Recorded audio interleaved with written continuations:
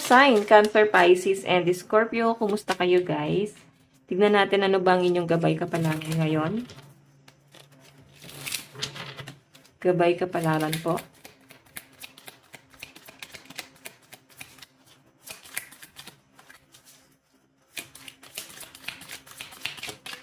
Oops.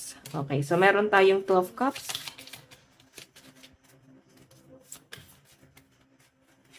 So guys, ito ha, nakikita ko pagdating sa relationship mo, maaaring kahit sa ibang tao, kasi 2 of Cups, no?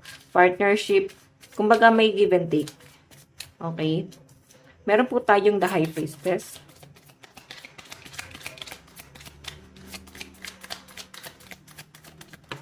Okay, so meron tayong Justice.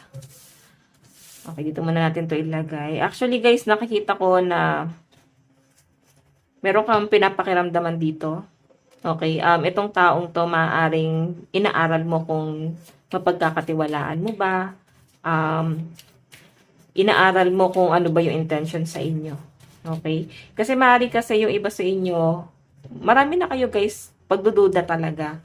Lalo na may, parang wala ka ng tiwala kasi sa mga nangyayari, sa mga ganap sa buhay mo.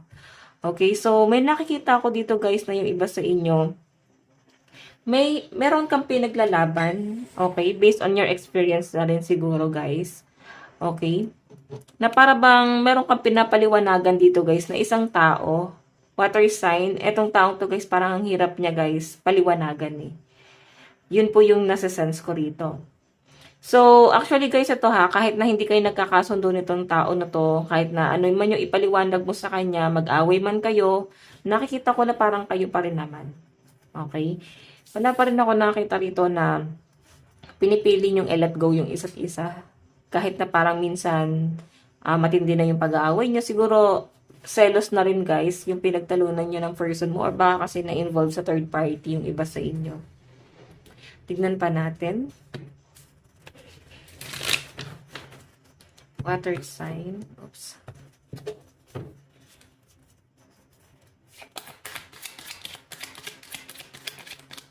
So guys, meron tayong, ayan, nakikita ko guys, medyo tahimik ka ngayon. Okay? Hindi ka na guys makikipagtalo sa pinapakita sa akin dito. May nakikita rin ako dito guys na isang tao na, eto nga siguro yung karelasyon mo, nakikita ko naman na mahal ka pa nitong taong to. Hoping pa rin siya na maayos kayo. Ang problema lang guys, siguro madalas hindi na talaga kayo magkasundo. Kumbaga, kahit na hoping na siya rito, iniisip pa rin water sign na tong taong to na baka hanggang doon na lang din talaga. Kasi guys, naka-reverse yung 7 of Swords, no? Ayan, siguro may pinagtalunan kayo, tas may umalis, may umiiwas. Ngayon guys, nakikita ko guys, maaring kinakain niya ngayon yung mga pinagsasabi niya, no? Yung mga sinabi niya sa inyo, mga binitawan niyang masasakit na salita sa inyo. So, ang focus ng mga water sign ngayon is yung kanilang kaperahan kasi 9 of Pentacles, no? Yung stability. So, ngayon guys, nagkakaroon ka guys ng ambition ngayon pagdating sa buhay mo na para bang habang nagkakaedad tayo, dapat hindi tayo laging nakadepende or hindi tayo lagi na parang nagpapakakampante. Okay? Kasi nakapokus ka na sa pera mo. May nakikita ako rito guys, maaaring nagiging masaya na rin ang mga water signs sa kung ano man ang nangyayari dito sa inyo. Hindi man ganun kalaki yung blessing na dumarating sa inyo, kontento po yung mga water sign dito. Okay, so tignan natin guys, pagdating naman po sa inyong love life. Sa love life naman po.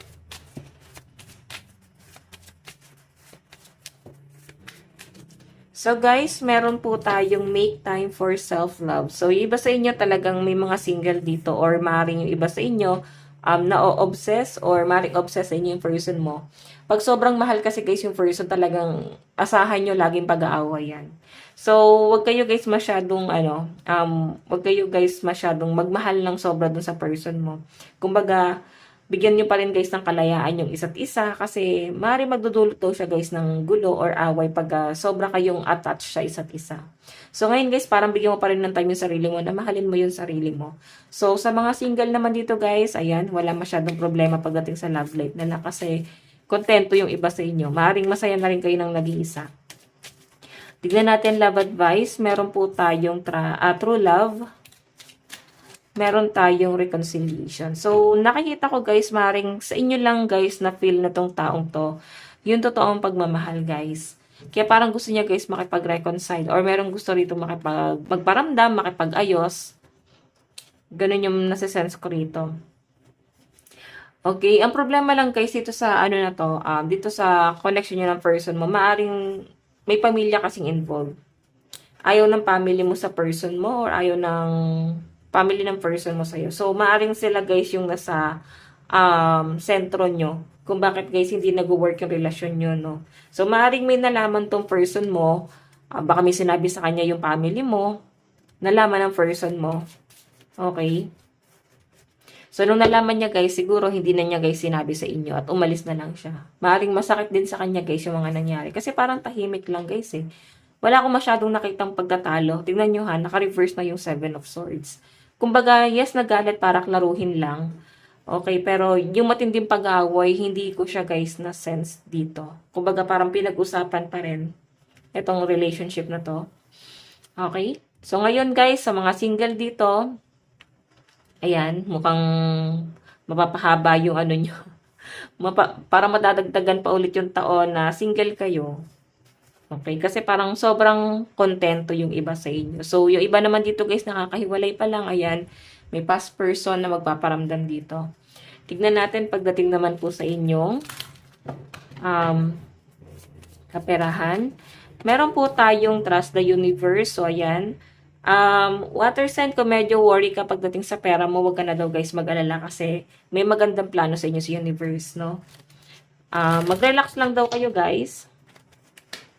Mag-relax lang kayo, may magandang plano sa inyo sa universe, may blessing na paparating sa inyo.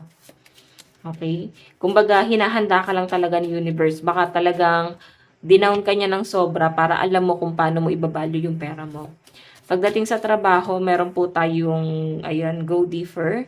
Actually, guys, may mga nag-overthink dito pagdating sa kanilang trabaho, hanap buhay. Hindi siguro, guys, madali ang pinagdadaanan nyo.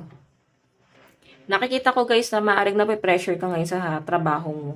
Yung iba naman dito maaaring walang trabaho, kaya parang nape-pressure ka dahil mataas ang expectation sa inyo ng pamilya mo. Okay?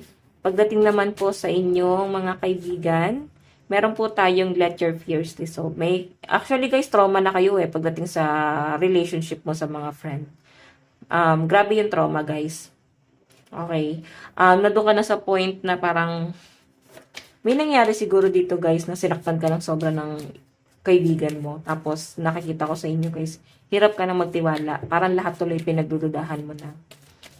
So, tignan natin guys, pagdating sa family, meron po tayong speak your world into being. So, eto guys sabi nila kahit na nagkakaroon tayo ng problema, kahit galit tayo sa pamilya natin, sa mga magulang natin, sa mga kapatid natin, at the end of the day guys, sila pa rin yung babagsakan natin. O kahit anong mangyari, no? Parang mas matimbang pa rin talaga na pamilya natin sila. So, tingnan natin guys. Actually guys, ito hindi naman kasi guys talaga napipili eh. Hindi napipili ang magulang, ang kamag-anak, ang mga kapatid. Hindi yan napipili. Pero yung love life mo kaya mong piliin. So, piliin mo yung taong di ka sasaktan. Tingnan natin guys, ano ba ang inyong advice? Meron po tayong, ayan, nakabaliktad. Solve any problem. Your mind is your most significant advantage. So, yun guys, kung marami ka daw guys pinagdadaanan or problema, isolve daw guys no, bago pa lumalayan. Kumbaga, wag laging tinatalikuran. Dapat hinaharap po yan. So, guys, ang lucky number mo is 4 and 26. Ito lang po ang inyong reading. Bukas po ulit. God bless and love you all. Bye-bye po.